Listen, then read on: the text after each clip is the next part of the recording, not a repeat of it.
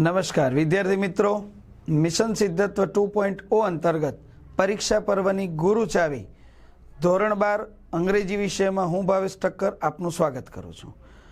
આજના વિડીયોમાં ગઈ વખતે જ્યાંથી અટક્યા હતા ત્યાંથી ફરી આગળ એક્ટિવ પેસિવ વોઇસ। મિત્રો, આ રચના આપણે આગળના વિડીયોમાં સેન્ટેન્સ પ્રેક્ટિસ કરી, પૂછાય છે કેવી રીતે, તો ડુ એઝ ડાયરેક્ટેડમાં પેરેગ્રાફમાં પૂછાય છે, એને આપણે આજે આગળ વધારીએ। પેરેગ્રાફની પ્રેક્ટિસ કેવી રીતે થાય। હવે પહેલું વાક્ય લઈએ છીએ, હેઝ કલેક્ટેડ। કહ્યું હતું મેં તમને, ક્રિયાપદ પહેલું પકડો, પછી કર્મ મળશે અને વાક્યનું કાળ પણ સમજાશે।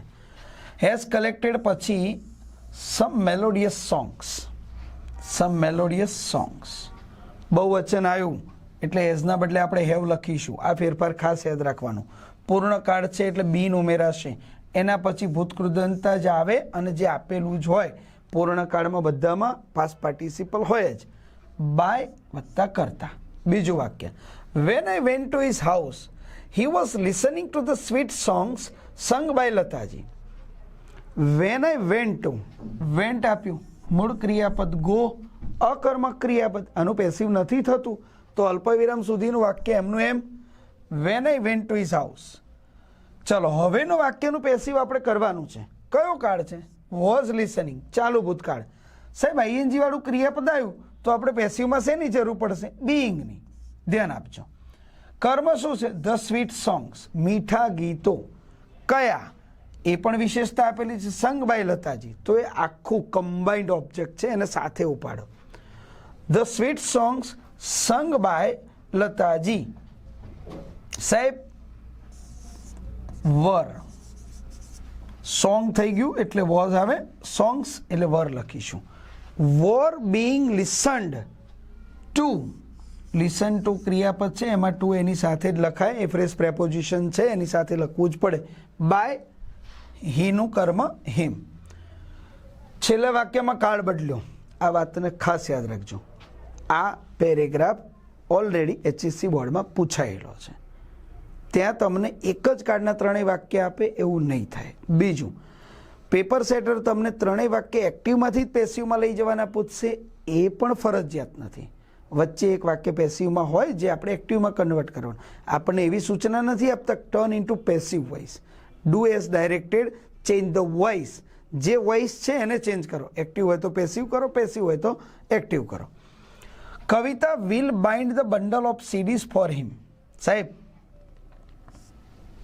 ભવિષ્યકાળ, સિમ્પલ મોડેલ ઓક્ઝિલરીઝ, સાદા ભવિષ્યકાળમાં વિલ પ્લસ મૂળ ક્રિયાપદ।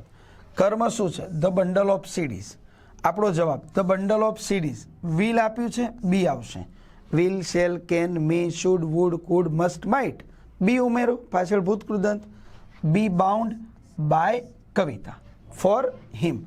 અન્ય શબ્દો જેમ આપ્યા હોય એમ, જ્યાં આપ્યા હોય ત્યાં, કોઈ ચેન્જ નહીં। બીજો paragraph, Shilpa teaches maths in the secondary section of Shanti Niketan school.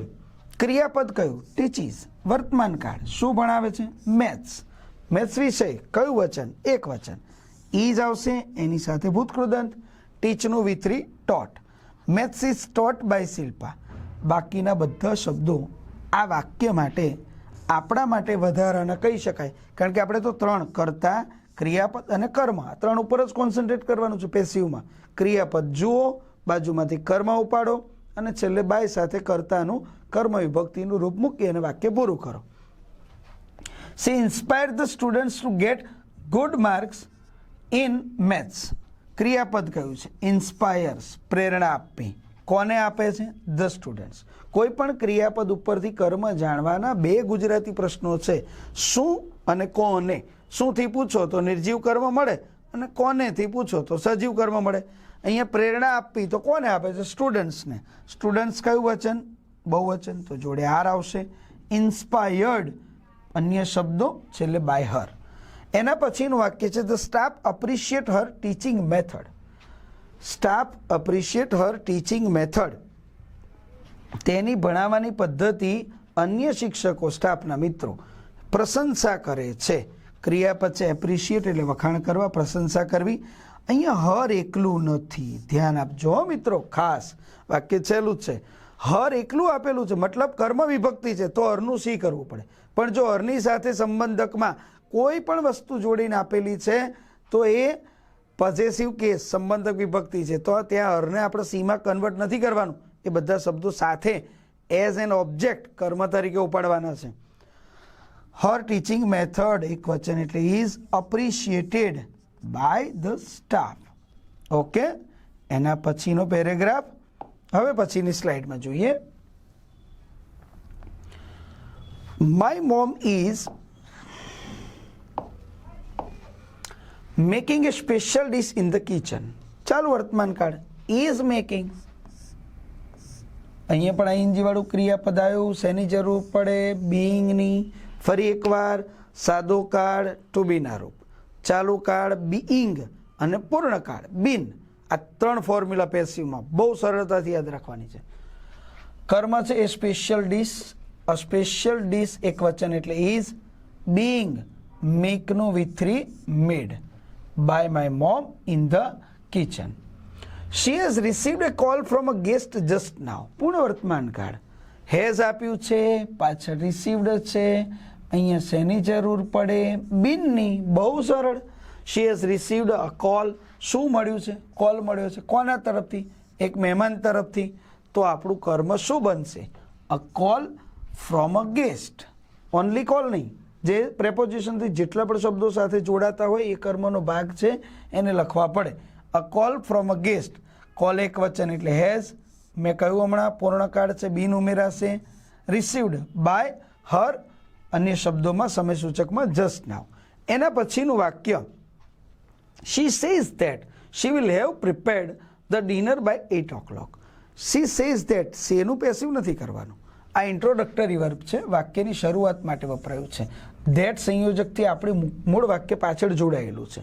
she will have prepared the dinner by 8 o'clock. 8 વાગ્યા સુધીમાં જમવાનું તૈયાર થઈ જશે. પૂર્ણ ભવિષ્યકાળ કહી શકાય અને પરફેક્ટ મોડેલ ઓક્ઝિલરીઝનું પણ આ ઉદાહરણ જ છે. એક મોડેલ ઓક્ઝિલરીઝ એક સહાયકારક ક્રિયાપદ હેવ વત્તા ભૂતકૃદંત, આ એની એક્ટિવની રચના છે. ફરી એકવાર પૂર્ણ શબ્દ બીન, હેવ પ્લસ બીન V3, બીનની સાથે ભૂતકૃદંત જોડાશે એટલે એનું પેસિવ બનશે. આ જે રચના આગળના 3 શબ્દો આવ્યા, she says that, આને ઇન્ટ્રોડક્ટરી કહેવાય, એનું પેસિવ નથી થતું. દાખલા તરીકે એવું વાક્ય લઈ ભાઈ I think that you can get first class. મને વિચાર આવે છે કે તમે ફર્સ્ટ ક્લાસ લાવી શકો છો, તો એમાં આઈ થિંક ધેટ એને પેસિવમાં કન્વર્ટ નથી કરવાનું. You can get first class A convertible છે. એટલે જ્યારે ઇન્ટ્રોડક્ટરી વર્બ વધારાના ક્રિયાપદ કરતાં આગળ વાક્ય હોય તો એને એઝ ઇટ ઇઝ આપણે લખી રાખીએ છીએ. she says that the dinner will, હમણાં ચર્ચા કરીએ એમ, have been V3 by her by 8 o'clock. અહીંયા 2 બાય છે મિત્રો. આ બાય પહેલું આપણે મૂક્યું જે કર્મ દર્શાવવા માટે છે, અને બીજું સમય. અહીંયા બાયનો અર્થ થાય છે સુધી અને આ બાયનો અર્થ થાય છે દ્વારા. બંને રચના અલગ છે પણ બંને એક સાથે ઉપયોગ કરાય છે. એના પછીનો પેરેગ્રાફ લઈએ છે. Mr White and his son Herbert were playing chess in their small living room. યાદ આવ્યો આપણો પાઠ? હા, પાઠના વાક્યો આ પણ બોર્ડમાં પૂછાયેલું છે. એટલે જ્યારે તમે ટેક્સ્ટ બુક સ્ટડી કરો ને ત્યારે ખાસ ધ્યાન રાખજો.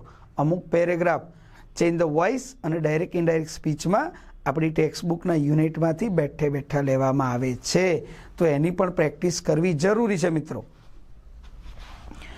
હાર્બર્ટ વર પ્લેઇંગ, ચાલો ભૂતકાળ, આઈએનજી આવે એટલે બીઇંગ આવે.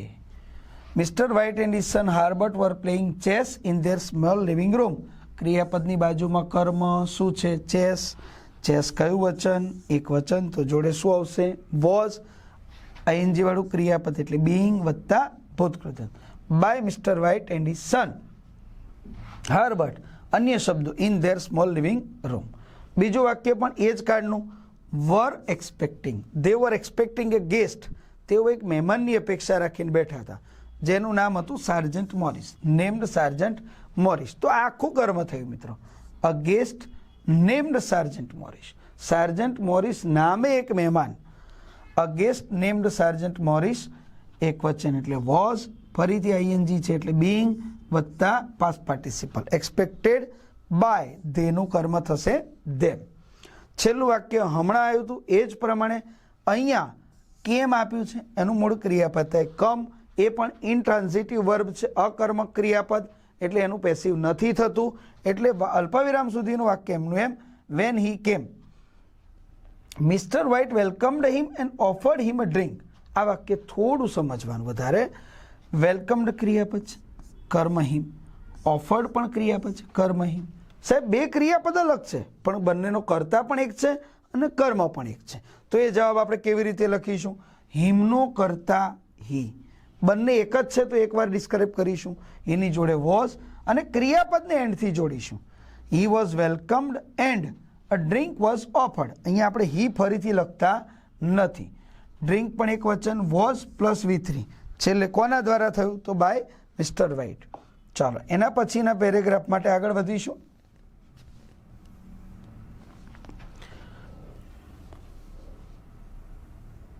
પાંચમું મિત્રો, પાંચમા પેરેગ્રાફમાં first of all we bought tickets from the ticket window.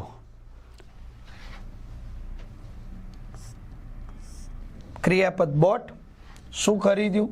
Tickets. કયું વચન? બહુવચન, તો એના માટે વર. સાદો કાળ આવે એટલે વચન પ્રમાણે, કર્તા પ્રમાણે ટુ બીનું રૂપ મુકાય, એમિઝાર અથવા વોઝ વેર.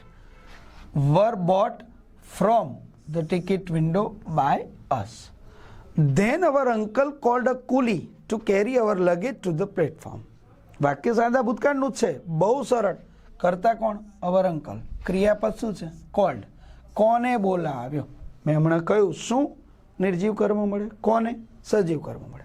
અ કુલી એક વચન, તો એના માટે was plus V3. Then a coolie was called by એક નોમિનલ મિસ્ટેક ટાઈપિંગમાં, માયના બદલે અવર. અવર આપેલું હોય તો આપણે અવર જ લખીશું, કોઈ ફેરફાર નથી કરવાનો.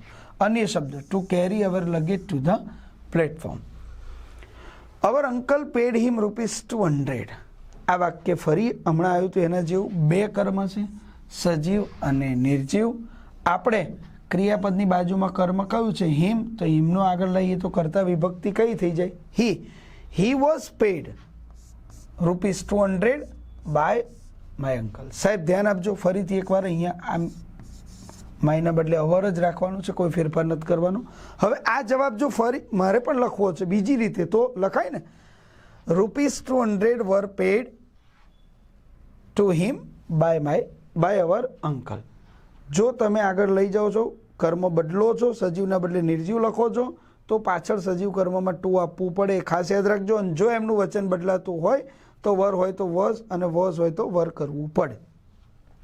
એના પછીના પેરેગ્રાફમાં સાયન્ટિસ્ટ બિલીવડ ધેટ, હમણાં મેં કહ્યું હતું સેઝ ધેટ વાળી રચનામાં કે આવા ઘણા ક્રિયાપદ છે જે વાક્યને શરૂઆત કરવા માટે આપીએ છીએ, ઇન્ટ્રોડક્ટરી કહેવાય. તો એને એમને એમ રાખીશું, સાયન્ટિસ્ટ બિલીવડ ધેટ. ત્યાં સુધી કોઈ ફેરફાર નહીં. Scientist believed that. કરતા મ્યુઝિક. ક્રિયાપદ હેલ્પ્સ. કોને હેલ્પ કરે છે? પ્લાન્ટ્સ એટલે છોડને. તો ધ પ્લાન્ટ્સ બહુવચન એટલે આર. સાહેબ અહીંયા આર કેમ આવ્યું? તો ક્રિયાપદની પાછળ એસ છે, વર્તમાન કાળ. Help to grow by music. Les Hurston એક સાયન્ટિસ્ટનું નામ છે. Les Hurston carried out some experiments. ક્રિયાપદ કયું છે? Carried out. કર્મ શું થશે? Some experiments. કયું વચન છે? બહુવચન. સાહેબ અહીંયા વર લખ્યું, કેમ? કેરીડ આઉટ ભૂતકાળ છે, ક્રિયાપદ ઉપરથી જ નક્કી કરવાનું છે ટુ બીનું રૂપ કયું આવશે. Some experiments were carried out by Les Hurston. એના પછીનું વાક્ય હી ગેવ, ભૂતકાળ આવી ગયો. ટુ બનાના પ્લાન્ટ્સ, બે કેળના છોડને. Same light, heat and water, સરખો જ પ્રકાશ, ઉષ્મા અને પાણી આપ્યા. ચલો અહીંયા પણ બે થાય. Two banana plants were given same light, heat and water by him. Same light, heat and water were given to banana plants by him. આ રીતે પણ જવાબ લખાય જે સાચો છે. એના પછી